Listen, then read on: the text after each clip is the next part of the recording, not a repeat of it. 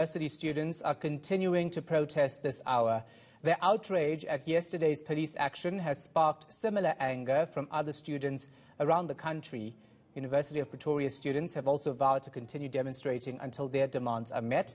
Earlier, the students marched to the Higher Education Department to submit a memorandum of demands. Lindelo Masikane and Aviwe Mtila are following the story for us. They join us now live. Slee, of course, you are where things are actually happening. What's the latest?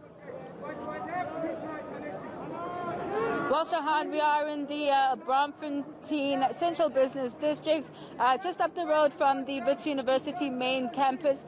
And this morning we saw a march, of course, from some of these students that started at the Johannesburg Central Station with some academics and support from civil society organizations, unions, as well as academia. And that protest moved to Lutuli House, where a memorandum of demands was handed over to the Secretary General of the ANC.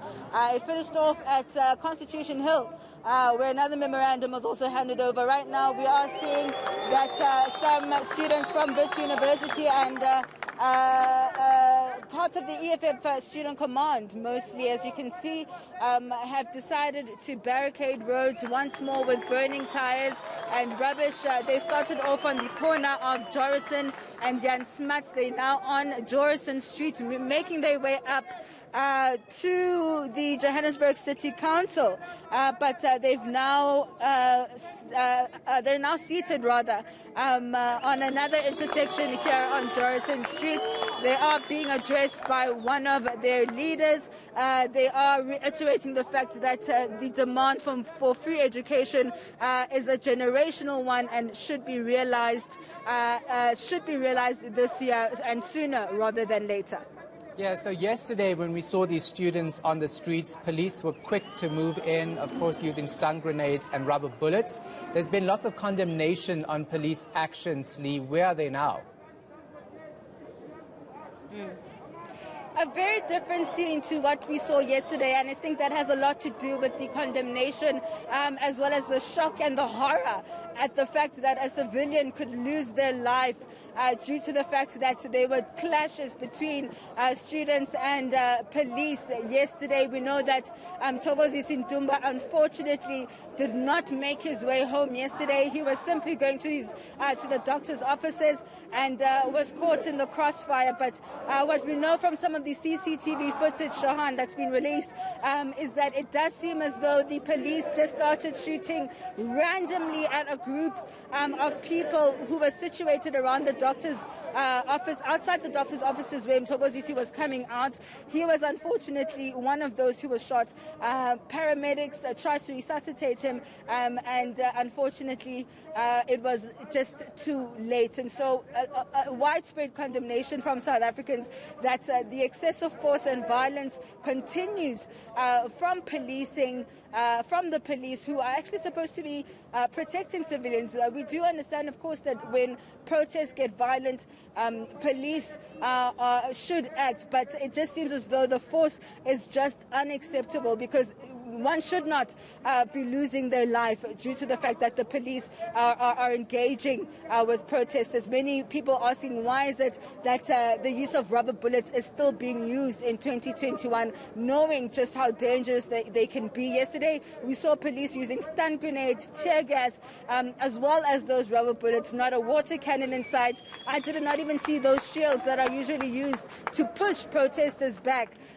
during protests. And so I think what we're seeing today is just police monitoring the situation. They are situated around the Braamfontein precinct. You do not see them around here right now, but they certainly are down on Jorison Street and on the main road on Jan Smuts. What we're seeing is also JMPD officials are actually now diverting traffic onto alternative routes and ensuring that motorists are not nearing the students here in Braamfontein. So definitely a much more different scene to what we saw yesterday. Police are not engaging students, but rather diverting traffic and ensuring that there are no clashes. Yeah, and just let's not talk about what the police minister had to say, because he visited this 35-year-old man's family earlier, right? We're going to play his clips a little later on, but talk to me about the family and what they had to say. Oh, Shahan, I think no one can imagine just how emotional and how traumatized they must be today, and of course for days to come, if not months to come. We know that Mthokozisi leaves behind his wife, he leaves behind 3 children. He was a breadwinner, in fact, and what we saw today was the police minister being accompanied by the top brass of the South African Police Force, as well as IPID, to brief the family in terms of what happened. You can imagine that for most of the morning yesterday and throughout the whole day, we saw the images of Mthokozisi's body on the street, lying on the street here for hours on end. And so I think you can imagine for any family member who knew that their loved one was in the Braamfontein precinct, you're wondering if that's him. And so they got that call, unfortunately, that it was Mthokozisi. And you can imagine that they are devastated. They did, of course, ask just for some privacy, but they will be beginning the processes of arranging his funeral. And of course, they're demanding justice for their loved one. We know at this stage that IPID investigations are still underway. At this stage, no arrests have been made as far as we know, but we know that the investigations from the IPID statements are at an advanced stage. We know that ballistic reports are being done, and we are waiting the post-mortem, because at this stage it is still unclear if live ammunition was used or whether Mthokozisi was killed by a rubber bullet. Yeah, all right. We're going to move over to Aviwe Mtilia now. So, Aviwe, of course, we saw University of Pretoria students also on the streets. What are their demands? Well, it's around financial inclusion, Shahan, or exclusion rather. They're demanding that owing students should be allowed to register. Those with historic debt, that debt be striped out, and as well as first-year students should be allowed to be funded by NSFAS. But the crux of it really is about what they were promised back in December 2017 by former President Jacob Zuma. They want that free education that was promised to them. But on the street, Shahan, it was quite peaceful, I must say, even marching to the Department of Higher Education in the center of Pretoria. They were guarded by police, a heavy police presence, and once they reached there, they handed over a memorandum. I want you to hear some of the demands from Thandi Malaba, who was one of the SSC representatives. Firstly, we want to just condemn the administration, the maladministration that is happening at NSFAS offices. Firstly, we want NSFAS to respond to first years that have been uncertain on whether they'll be having funding or not, because we'll be having the same issues of where first years will be financially suitable, sitting with debts of 120, 130K at the end of the year, because NSFAS was not even able to respond to them in time, right? Secondly, we want NSFAS to be able to respond to seniors, to their application statuses and appeals. So we'd like to condemn that, and we submit a demand for that, actually. All right, hold on, Aviwe. I want to go back live to Slindelo Masikane. I see that protest action is moving, and you have someone with you, Slee.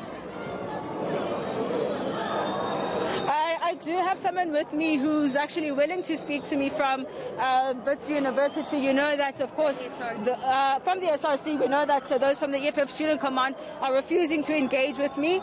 I just would like you to introduce yourself and let me know exactly what the way forward is for the Wits SRC. My name's Gabriella Nakama-Faber. I'm the Wits SRC legal officer. Today we have had some victory. To the 6 students who were arrested yesterday have been released, and their prosecution has been dropped. As I stand here, I am currently suspended from the university for engaging in protests. I'm not allowed to go back onto my own campus, the campus which I have been voted in to lead students. And this is merely because we are standing up for students. Students who are not able to stand up for themselves. Students who do not have a voice. And we are put in the position where we have to fight for them. Yet administration, government, the institution themselves do not want to listen, do not want to engage, and do not want to hear the cries of all our students. And this is not anymore a Wits situation. This is not anymore just a Gabi situation. This is university students, TVETs, and all South Africans. So we ask everyone, we ask civil society, corporates, institutions, students, workers to join us as we fight for the struggle of free, decolonized education in South Africa. Thank you so much. Shahan, I just want to move a little bit closer to the protest action. As you can hear, that some of these students who were arrested yesterday have been released and charges have been dropped. So that is certainly a victory for the protest action and the protesters here at the Wits University. And of course, as you can hear from one of the SRC members, that they are feeling victimized by the institution, and I'm being told once more that I'm not allowed to go near the protest action. But you understand that I have to be here, so you do understand that, right? You understand that I have a constitutional right to report on what's happening. To make us victims. How am I making you a victim? Our side of the story. How am I not Yesterday, police killed a person. They are supposed to be here and apologize. Not the minister going there to apologize to the family. A breadwinner was dead. We are here fighting for education. Here they are, confused men and women in blue. They don't know what to do. We are not fighting for ourselves. Their children are going to be subject to the same racist institution. But what do? They come with guns and kill unarmed students, fighting for a just cause. The Constitution allows us a right to education. It is our right, and no one can take that right away from us. Exactly. All right, no, and I think we're here to voice those concerns of yours, right? But I cannot... We are the leadership. We're trying to speak to you in a very cautious manner to say that these people, they don't want eNCA to come and cover us. Unfortunately, I can't agree to that. I cannot agree to that. But now you are doing that at your own risk, isn't it? And I fully take on that risk, but I cannot allow them to bully me into not being here.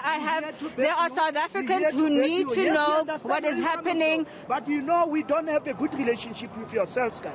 And as long as you don't attack me, I won't attack you. I'm here to cover the protest, nothing more.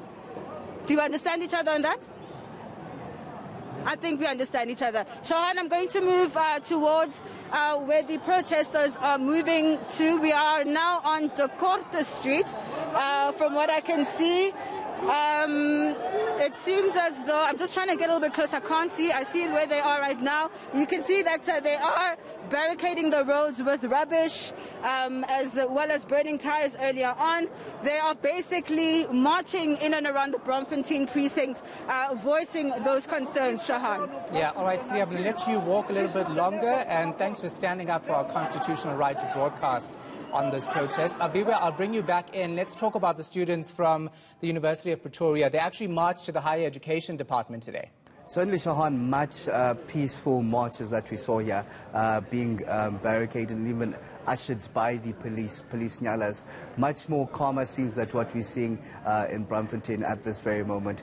They went there to hand over a memorandum, similar scenes that we saw even to a letter that was written by SAUS, the student body that represents all 26 universities, threatening to go on a strike if their 15 demands are not met by Friday. A nationwide strike in all 26 universities. Similar predicament that we saw at the University of Pretoria march.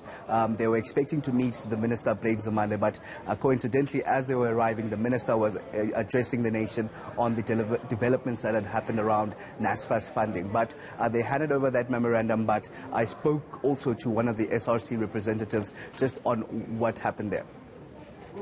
We came to, first of all, demonstrate for the injustice, economic oppression and violence towards students nationally and within our own institution. We are suffering from historical debt. We are suffering from a lack of funding. And we have NSFAS and we have Department of Higher Education and Training lying to students, playing with students, emotionally, mentally, are creating an injustice. So we came here to demonstrate and deliver a memorandum to the Department of Higher Education and Training demanding for NSFAS to have accountability, to release the meal accounts by the end of March, to postpone the academic year, to allow NSFAS students to be funded, to also allow first-year NSFAS students to also be funded, because you cannot take away the right to access of education to the youth, especially with this high youth unemployment rate. Department of Higher Education and Training, they take us for Popeyes. They do not respect us as students or as young people. We demanded to deliver the memorandum to a specific person. That person did not come out. They refused, saying that they are not here, they're busy with something, and that's a lie. We gave them confirmation that they were coming to deliver the memorandum. Someone else came out, and they said they will come back to us. But we will be coming back. We are not going to stop. We will come back until our demands are met, until our demands are heard. All right, Celia, I'm going to come back to you so we can wrap this up. We see the protest is moving. Is there any end in sight to the protest action today, or will they continue? As far as we understand, Shahan, it's going to continue. I just want Noko to show you what's happened here at one of the cafes. The chairs have been thrown, and it just seems as though they are calling for a complete shutdown of the Braamfontein precinct today. Many of the shops, in fact, have closed since the protest action resumed here in the Braamfontein CBD. And what we understand is that we have been told that the protests will continue until their demands are met. And we know that there's a number of engagements taking place with government officials, with student bodies, with the Wits, with all the universities in terms of finding a way forward. All right, we're going to leave it right there. Slindelo Masikane is in Braamfontein. Of course, we will get live updates from her throughout the afternoon right here on The Lead. Avi Wemtila also following that story for us.